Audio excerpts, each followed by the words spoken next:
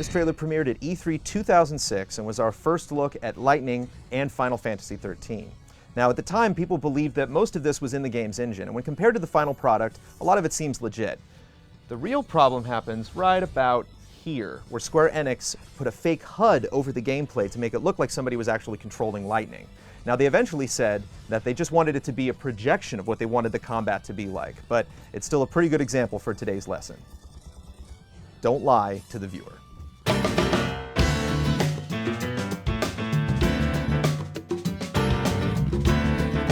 Trailers can be hard to trust. They can state that everything you're about to see is actual gameplay, but there's no way to be 100% sure. The viewer has to have some faith that what they're seeing is the same as what they're being told. The more a publisher makes their fans question that faith, the harder it'll be to sell the game. Obviously, the advertising worked for Final Fantasy XIII, as we're still anticipating its sequel 7 years later, but this trailer is still misleading. The fight that takes place during the manufactured gameplay occurs in a cutscene in the game as the story approaches its final moments. Although she's alone in the trailer, Lightning is followed in the game by her compatriots Snow, Hope, Saz, Vanille, and Fang. The crew uses antimatter manipulation principle technology, or AMP for short, to land safely from a long drop. In the E3 2006 trailer, Lightning uses a gravity bomb to slow down a group of enemies, though she never uses a similar ability during combat in the first Final Fantasy XIII. There are many other differences between the trailer and the game released 3 years earlier. The trailer shows a mini-map of the battlefield that did not make the final cut in combat. In it, you can see Lightning, labeled in blue, actively switch between red-colored targets.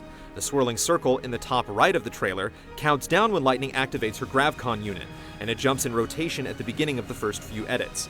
This suggests the montage we're watching might be a cut-down of a larger gameplay test, or it's presented that way to suggest it was. Even the word in the top right here, presumably overdrive, doesn't finish animating before we jump cut to Lightning hopping off a SciComm soldier.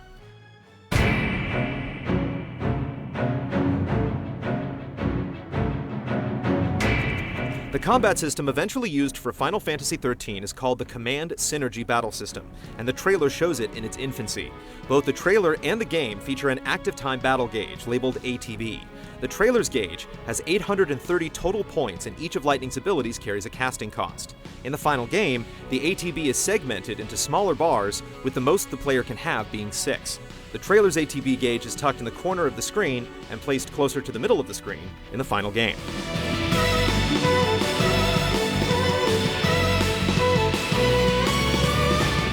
There are 5 command slots in the trailer, and some stay empty whether commands are issued to them or not. Lightning issues several attack commands, the level 3 fire spell Firaga, and something called V-Strike, presumably vertical strike. The ability menu on the left rotates up and down, and when the player selects Aerial, a description for the ability appears over the command queue.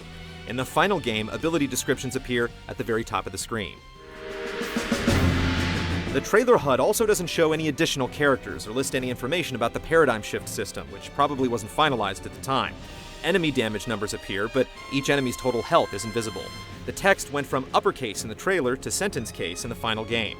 The damage font remains the same, and the attack chains that are shown in the trailer exist in the game and appear under the opponent's life bar. The biggest discrepancy is this: the flashy, acrobatic style of RPG combat displayed in the trailer is just not the way Final Fantasy XIII plays. A year before this trailer premiered, Square Enix released Final Fantasy VII Advent Children, and obviously wanted every inch of the combat in 13 to be as cinematic as the movie. Although the trailer teases multiple options like knocking enemies into specific objects and vaulting through the environment, the combat in Final Fantasy XIII was considered rather simplistic in practice. It even added a mode called Auto Battle that almost let the game play itself. In fact, the type of run-and-gun slash turn-based combat dreamed up for this trailer is still unproven by Square Enix or any other developer. When this brief gameplay montage is taken on its own, it seems like much less of a mischievous offense. The transition to 3D did beg for a more cinematic take on the Final Fantasy combat system, and if the developers shot for the moon and came up short, why criticize their ambitions? The problem arises when you put the montage 25 seconds into the game's very first trailer, intentionally cutting it short so viewers can't accurately process what they're looking at. If you make a gameplay test, label it as such, just like Square Enix recently did with their announcement trailer for Kingdom Hearts 3, by indicating the footage resembled something now in development. When you show us gameplay, we assume it's gameplay, unless you tell us otherwise beforehand or immediately after. All the press releases the day this trailer was first shown didn't hint at all that the gameplay portion was not actually being played by anybody. Any silence on the part of the developer is blatant misdirection, and it can potentially sour the anticipation for a game.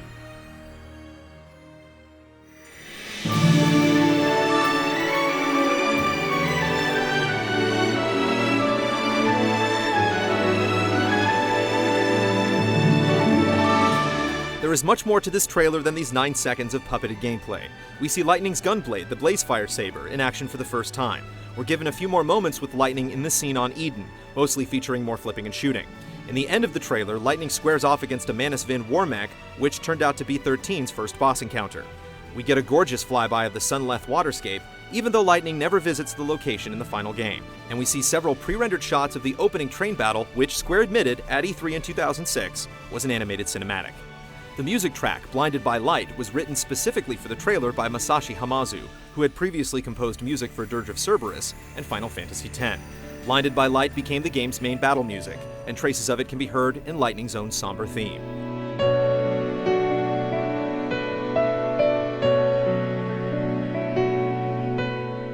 It's worth noting that the visuals in the trailer are oddly not a point of much contention, which is usually the case in debut trailers that pretend to be superior to the game they'll eventually become.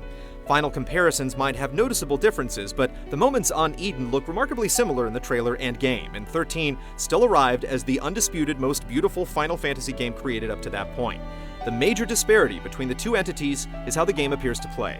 Even by today's standards, the battle system suggested in this 7-year-old trailer seems impossible.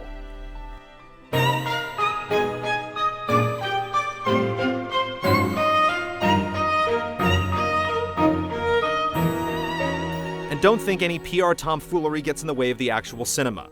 This fight scene is awesome, and once you get all the players together in the actual game, it's even better. Square could have created a mountain of anticipation just from the in-game cutscenes and pre-rendered cinemas alone, but to matter-of-factly pitch the near impossible and deliver something else entirely is to play games with the expectations of your fans. And those aren't the types of games we like to play. To be fair, Square's gotten a lot better with their advertising, but this kind of stuff still happens. Other demos and cutscenes that have faked a gameplay element or two include Capcom's debut of Deep Down, the first look at Madden NFL 06, the Call of Duty 3 trailer from E3 2006, and the E3 2005 trailer for Killzone 2.